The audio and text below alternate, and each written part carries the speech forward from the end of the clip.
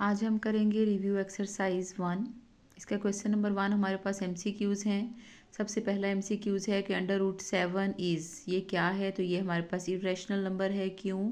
क्योंकि ये radical sign के अंदर कोई भी अगर प्राइम नंबर हमारे पास होगा तो वो इरेशनल नंबर होगा। ठीक है, तो 7 एक प्राइम नंबर है। प्राइम नंबर के ऊपर अगर ये स्क्वायर रूट का साइन है हमारे पास तो वो क्या होगा? वो इरेशनल नंबर होगा। पाई एंड ई ये दोनों क्या हैं? पाई भी इरेशनल है और ई भी इरेशनल नंबर है हमारे पास।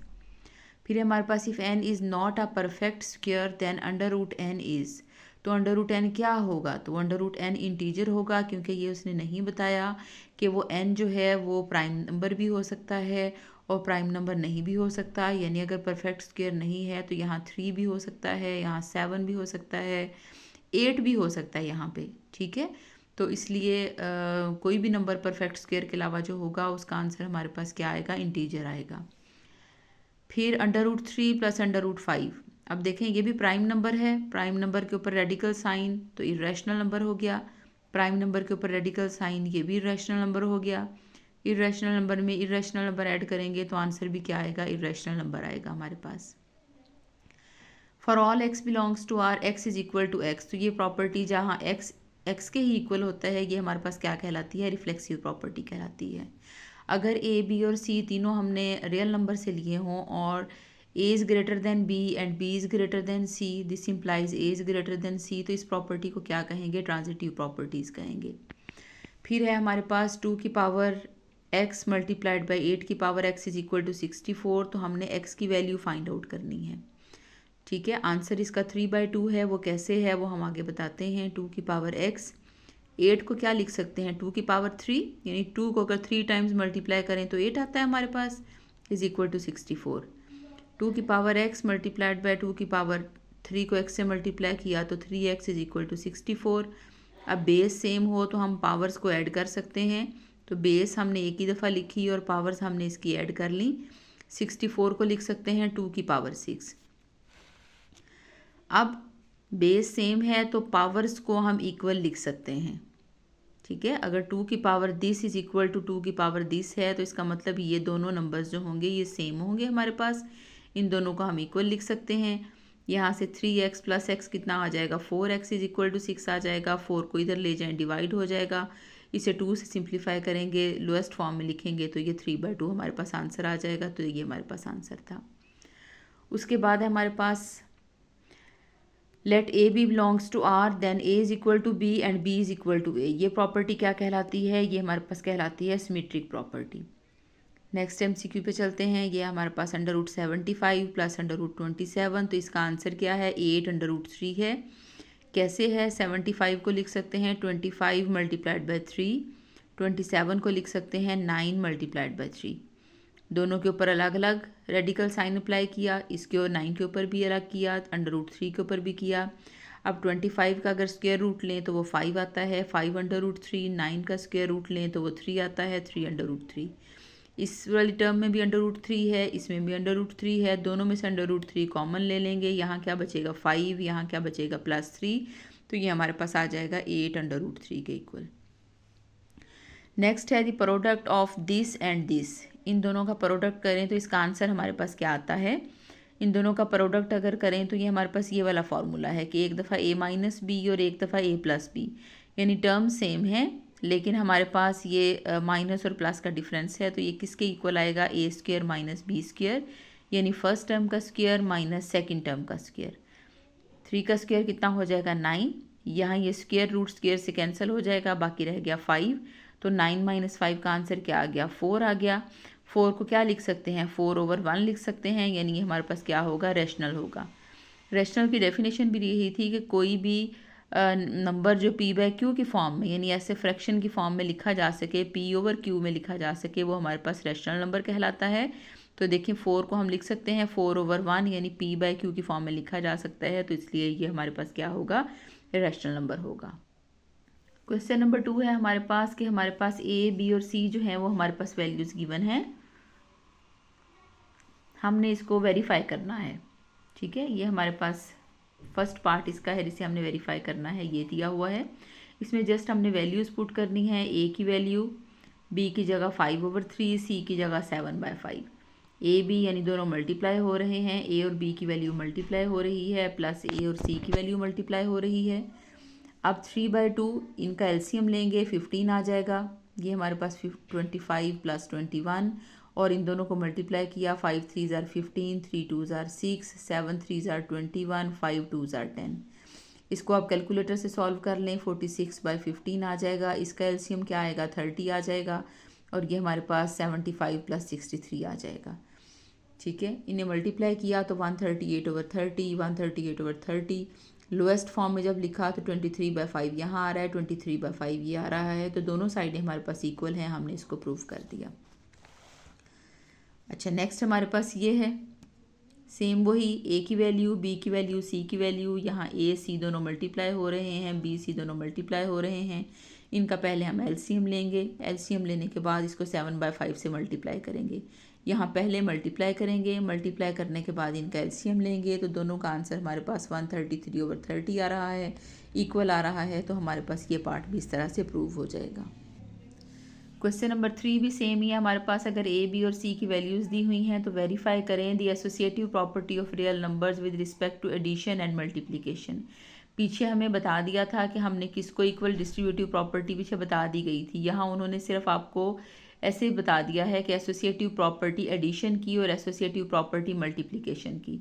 तो ये अब आपको पता होना चाहिए कि एसोसिएटिव प्रॉपर्टी ऑफ एडिशन क्या होती है। वो हमारे पास होती है a + b + c, पहले ये ब्रैकेट में इज इक्वल टू, फिर हम a और b को ब्रैकेट में रखेंगे और c को हम बाद में ऐड करेंगे।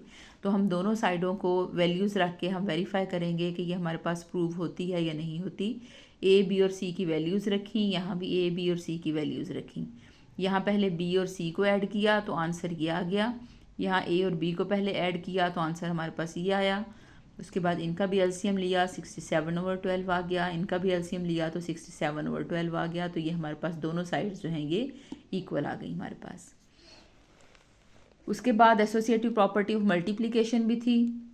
ठीक है, उसमें हमारे पास क्या है कि ए जो है वो मल्टीप्लाई हो रहा है बी और सी के साथ। यहाँ ए और बी जो है वो मल्टीप्लाई हो रहे हैं सी के साथ। वैल्यूज़ हमारे पास सारी दी हुई हैं ए बी सी की। आपने जस्ट जो ब्रैकेट है पहले उसे सॉल्व करना है। ब्रैकेट को सॉल्व करेंगे ये आ जाएगा, यहाँ इस ब्रैकेट को सॉल्व करेंगे तो 20/6 आ जाएगा। अब इन दोनों को मल्टीप्लाई किया तो 140/24, यहाँ भी किया तो 140/24, यानी सिंप्लीफाई किया तो 70/12 दोनों साइड के आंसर आ गए। तो ये हमने इसको प्रूव कर लिया। क्वेश्चन नंबर 4 है हमारे पास कि is zero a rational number explain. क्या ज़ीरो जो है वो रैशनल नंबर है या नहीं। Yes, 0 is a rational number. The number 0 can be written as 0 divided by any non-zero integer. For example, 0/1 भी लिख सकते हैं, 0/-2 भी लिख सकते हैं, are equal to 0. This is in the form p by q where p and q are integers and q is not equal to 0. Rational number क्या था। रैशनल नंबर हमारे पास ऐसा नंबर था जो इस फॉर्म में लिखा जा सके, यानी इस फ्रैक्शन में इस तरह लिखा जा सके, p/q की फॉर्म में लिखा जा सके। तो वो नंबर्स हमारे पास क्या कहलाते हैं, रैशनल नंबर्स कहलाते हैं। तो देखें, ज़ीरो को अगर मैं 0/1 लिखूं तो आंसर 0 ही आएगा। ज़ीरो के साथ मैं कुछ भी डिवाइड करूं, 0 divided by any non zero integer, तो आंसर उसका क्या आएगा, वो 0 ही आएगा। तो इसका मतलब 0 हमारे पास क्या है, वो रैशनल नंबर है हमारे पास। क्वेश्चन नंबर 5 है हमारे पास, state trichotomy property of real numbers. Trichotomy property क्या है कि अगर हमने दो नंबर्स लिए हैं सेट ऑफ आर से, तो हमारे पास दो नंबर्स की पॉसिबिलिटी क्या होती है, या दोनों इक्वल होते हैं, या ए ग्रेटर देन होता है बी से, या ए लेस देन होता है बी से। क्वेश्चन नंबर 6 है, find to rational numbers between 4 and 5। 4 and 5 के दरमियान में बहुत सारे रैशनल नंबर्स हैं, तो कोई से दो उन्होंने कहा है मालूम करें। तो क्या करेंगे, सबसे पहले हम इन दोनों की एवरेज ले लेंगे। एवरेज कैसे लेते हैं, दोनों नंबर्स को ऐड करते हैं, डिवाइडेड बाय 2, तो ये 9/2, ये हमारे पास एक नंबर आ गया। अब 9/2 का आप चाहें तो 4 से एवरेज ले लें, 9/2 की चाहें तो आप 5 से एवरेज ले लें। तो हमने यहाँ 4 से एवरेज ली है, 9 से एवरेज के लिए 9/2 की 4 से एवरेज ली, तो हमारे पास ये आ गया। इसको सिंप्लीफाई किया तो हमारे पास 17/4 आ गया। तो 9/2 एंड 17/4 हमारे पास दो रैशनल नंबर्स हैं बिटवीन 4 and 5। क्वेश्चन नंबर 7 है हमारे पास, सिंप्लीफाई करना है इसे। ये हमारे पास इंडेक्स 5 के साथ है रेडिकल साइन, तो इंडेक्स 5 के साथ इसको क्या लिख सकते हैं, 1/5 लिख सकते हैं। ये अंदर वाली चीज़ हमने वैसे ही लिखी। अब अगर बाहर सबके बाहर पावर हो तो हम सबके ऊपर अलग अलग पावर अप्लाई कर सकते हैं। तो हमने एक्स वाई और जी के ऊपर अलग-अलग पावर 1/5 अप्लाई कर दी। अब 5 3 ज़ार 15, 5 7 ज़ार 35, 5 4 ज़ार 20। तो इससे ज़्यादा सिंप्लीफाई नहीं हो सकता। ये हमारे पास इसका आंसर आ जाएगा। इसके सेकंड पार्ट में चलते हैं। इंडेक्स हमारे पास 3 है तो इसे क्या लिख सकते हैं, 1/3 लिख सकते हैं। ठीक है, 27 की पावर 2x वैसे ही लिखा रहने दिया था। 27 को क्या लिख सकते हैं, 3 की पावर 3 और बाहर 2x है। इन दोनों को पावर्स को मल्टीप्लाई करेंगे, मल्टीप्लाई ना भी करें तो ये 3 जो है इस 3 के साथ कैंसिल हो जाएगा। ये डिनोमिनेटर में है, ये न्यूमिनेटर में है, दोनों कैंसिल हो जाएंगे। बाकी क्या बचेगा, 3 की पावर 2x बाकी बचेगा। थर्ड पार्ट इसका देखते हैं। थर्ड पार्ट हमारे पास ये था। इसमें भी हम क्या करेंगे, 6 को लिख सकते हैं 2 मल्टीप्लाइड बाय 3 और ये 3 की पावर n+2 हमारे पास वैसे ही हम मौजूद है। 3 की पावर n+1, n+1 को किस तरह लिख सकते हैं कि 3 की पावर n और 3 की पावर 1 दोनों को मैंने सेपरेट कर लिया, -3 की पावर n। अब यहाँ हमारे पास बेस सेम हो तो पावर्स को ऐड कर सकते हैं। तो ये 1 पावर जो है ये भी इन सब के साथ इकट्ठी ऐड हो जाएगी। ओवर नीचे वाली चीज़ हमने वैसे की वैसी लिख ली। अब यहाँ हमारे पास क्या हो गया, 2 + 1 हमारे पास n+3 ओवर डिवाइडेड बाय, ये हम डिनोमिनेटर वैसे का वैसे ही लिख लिया। अब इसको क्या लिख सकते हैं, अब इन दोनों को सेपरेट कर लें, 3 की पावर n और 3 की पावर 3।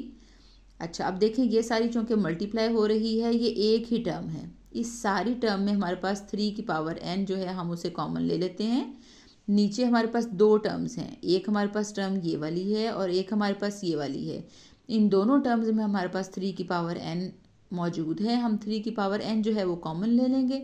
जब 3 की पावर n इस टर्म में से कॉमन लेंगे, 3 की पावर n कॉमन चला गया, बाकी क्या रह गया, यहाँ पे 3 रह गया। माइनस 3 की पावर n कॉमन चला गया, यहाँ हमारे पास क्या रह गया, 1 रह गया। तो ये 3 की पावर n 3 की पावर n से कैंसिल हो जाएगा। बाकी क्या रह जाएगा, 2 मल्टीप्लाइड बाय 3 की पावर 3 कितना होता है, 27 और 3 - 1 कितना होता है, 2। 2 से कैंसिल हो जाएगा। बाकी हमारे पास आंसर क्या आ जाएगा, 27 हमारे पास इसका आंसर आ जाएगा। क्वेश्चन नंबर 8 है हमारे पास, the sum of 3 consecutive odd integers is 51, find the 3 integers. हमने पीछे एक्सरसाइज में क्वेश्चन किया था पहले कि sum of 3 consecutive integers. Consecutive integers के लिए हमने क्या किया था, x+1 और x+2 किया था। लेकिन ऑड इंटीजर्स के लिए क्या करेंगे, देखें अगर हमारे पास एक ऑड इंटीजर हमारे पास 1 है, अब 1 में अगला ऑड इंटीजर लाने के लिए 1 तो नहीं ऐड कर सकते, वो तो इवन बनेगा। तो हम क्या इसमें ऐड करेंगे, 2 ऐड करेंगे। ठीक है, इसके बाद अगला इंटीजर के लिए हम क्या करेंगे, 1 में क्या ऐड करेंगे, 3 ऐड करेंगे। तो 3 + 1 तो 4 हो जाएगा, इवन आ जाएगा। तो हम यहाँ क्या ऐड करेंगे, 4 ऐड करेंगे। यानी फिर हमारे पास 1 के बाद अगला ऑड नंबर 3 है, 3 के बाद अगला ऑड नंबर 5 है। यानी हम 1 के बाद उसमें इवन नंबर्स ऐड करते जाएंगे तो हमारे पास उसके ऑड नंबर आते जाएंगे। ठीक है, तो यहाँ हमने ऑड नंबर्स क्या लिए हैं, x में 2 ऐड करेंगे तो अगला ऑड नंबर आएगा, x में 4 ऐड करेंगे तो अगला ऑड नंबर आएगा। According to the given condition क्या थी कि तीनों कंसेक्टिव ऑड नंबर्स को अगर ऐड किया जाए तो आंसर 51 आता है। तो हमने तीनों नंबर्स को जब ऐड किया तो आंसर 51 आया। इनकी ब्रैकेट्स ओपन करें, x + x कितना हो गया, 3x हो गया। 4 + 2 कितना हो गया, 6 हो गया, इज इक्वल टू 51। 6 को दूसरी साइड पे ले जाएं, 45 आ जाएगा। ये 3 यहाँ के डिवाइड होगा तो हमारे पास क्या आ जाएगा, 15 हमारे पास आ जाएगा। तो पहला हमारे पास ऑड नंबर क्या हुआ, 15। 15 में 2 ऐड करेंगे तो अगला ऑड नंबर आ जाएगा। ठीक है, 15 में 4 ऐड करेंगे तो थर्ड ऑड नंबर आ जाएगा। तो तीनों ऑड नंबर क्या हैं, 15, 17 और 19 हमारे पास तीनों ऑड नंबर्स हैं। उसके बाद है, Abdullah picked up 96 balls and placed them into 2 buckets. One bucket has 28 more balls than the other bucket. How many balls were in each bucket? उसके पास 96 बॉल्स थी, उसने उन 96 बॉल्स को 2 बकेट्स में डाला। अब एक बकेट में दूसरी बकेट से 28 बॉल्स ज़्यादा हैं। तो उसने पूछा है कि how many balls were in each bucket, तो हर बकेट में कितनी बॉल्स हैं। तो हम सपोज करते हैं कि पहली बकेट में अगर हमारे पास x बॉल्स होंगी तो दूसरी बकेट में उसने कहा है पहली से 28 ज़्यादा हैं, मोर हैं। ठीक है, 28 मोर का मतलब कि मज़ीद हमारे पास क्या है, पहले में x बॉल्स हैं, दूसरी बकेट में कितनी हैं, जितनी इसमें मौजूद हैं उनसे 28 ज़्यादा बॉल्स मौजूद हैं। अब दोनों बॉल्स को, यानी इस वाली बकेट की बॉल्स और इस वाली बकेट की बॉल्स, दोनों को ऐड करें तो टोटल बॉल्स उन्होंने बताया हुआ है कि 96 हैं। इसको सिंप्लीफाई कर लें, x + s 2x + 28 आ जाएगा। 28 को दूसरी साइड पे ले जाएं, 68 आ जाएगा। यहाँ 2 को इधर ले जाके डिवाइड कर देंगे तो x कितना आ जाएगा हमारे पास, 34 आ जाएगा। तो फर्स्ट बकेट में कितनी बॉल्स हुई, 34 हुई। दूसरी बकेट्स में कितनी हैं, जितनी फर्स्ट में थी उनसे 28 मोर, यानी इसमें कितनी हो जाएंगी, 62 हो जाएंगी। अगर आप इन दोनों को ऐड करके भी देखेंगे तो आंसर जो है वो 96 ही हमारे पास आएगा। ठीक है, अच्छा उसके बाद इसका लास्ट क्वेश्चन है कि Salma invested ₹3,50,000 in a bank. उसने एक बैंक में इतने पैसे इन्वेस्ट किए हैं, which paid simple profit at the rate of 7/1/4% per annum. सालाना जो है यानी एनुअली जो है वो उसको इतना प्रॉफिट, इतने परसेंट इस रेट पे प्रॉफिट दिया जा रहा है। After 2 years the rate was increase to 8% per annum, यानी फर्स्ट 2 years जो था वो रेट ये था प्रॉफिट का, और उसके बाद अगले साल में 2 साल बाद रेट जो है वो चेंज हो गया, 8% हो गया। Find the amount she had at the end of 7 years। तो 7 years के बाद बताएं उसके पास कितनी अमाउंट है। अब प्रिंसिपल अमाउंट, यानी सबसे पहले जो अमाउंट थी वो उसके पास कितनी थी, 3,50,000 थी। इस रेट पे से प्रॉफिट लग रहा था, ये रेट है हमारे पास। टाइम कितना है, यानी ये वाला रेट कितने साल तक रहा, 2 years तक रहा। तो टाइम कितना है, 2 years है। तो इन 2 years के लिए इंटरेस्ट कैसे फाइंड आउट करते हैं, यही P, R और T इनको मल्टीप्लाई करते हैं, डिवाइडेड बाय 100 करेंगे तो हमारे पास आ जाएगा 50,750। ये उसके पास इंटरेस्ट आया, यानी इतना उसे प्रॉफिट मिला उस पर। ठीक है, अब टोटल अमाउंट आफ्टर 2 years कितनी हो गई, जितनी उसके पास प्रिंसिपल अमाउंट थी और जितना फिर उसको प्रॉफिट यानी इंटरेस्ट लगा, तो उसके पास कितनी अमाउंट हो गई, इतनी हमारे पास अमाउंट हो गई 4,750। ये तो 2 years के लिए थी जब रेट जो था वो 7.25% था। Now we calculate the interest for remaining 5 years। अब उसके पास 2 years के बाद इतनी अमाउंट है, रेट उन्होंने कहा था चेंज हो गया, 8% हो गया है। अब टाइम कितना है, 5 years का है। ठीक है, तो इंटरेस्ट कितना होगा, यही तीनों चीज़ों को मल्टीप्लाई करेंगे, डिवाइडेड बाय 100। तो हमारे पास इंटरेस्ट क्या आ गया, 1,60,300 आ गया। तो टोटल अमाउंट आफ्टर 7 years कितनी होगी, अब 5 years इस इंटरेस्ट रेट पे हुआ है और 2 years इस इंटरेस्ट रेट पे हुआ था। तो हमारे पास 7 years के बाद प्रिंसिपल अमाउंट अब कितनी थी, ये थी हमारे पास, प्लस इसके ऊपर जो इंटरेस्ट लगा वो हमारे पास ये था, दोनों को ऐड करेंगे तो ये हमारे पास उसके पास जो है वो टोटल अमाउंट आ जाएगी। तो ये हमारी आज की रिव्यू एक्सरसाइज थी। आपने कोई भी कमेंट सेक्शन में कुछ पूछना हो, किसी भी किस्म का कोई क्वेश्चन हो तो आप जो है वो कमेंट सेक्शन में पूछ सकते हैं।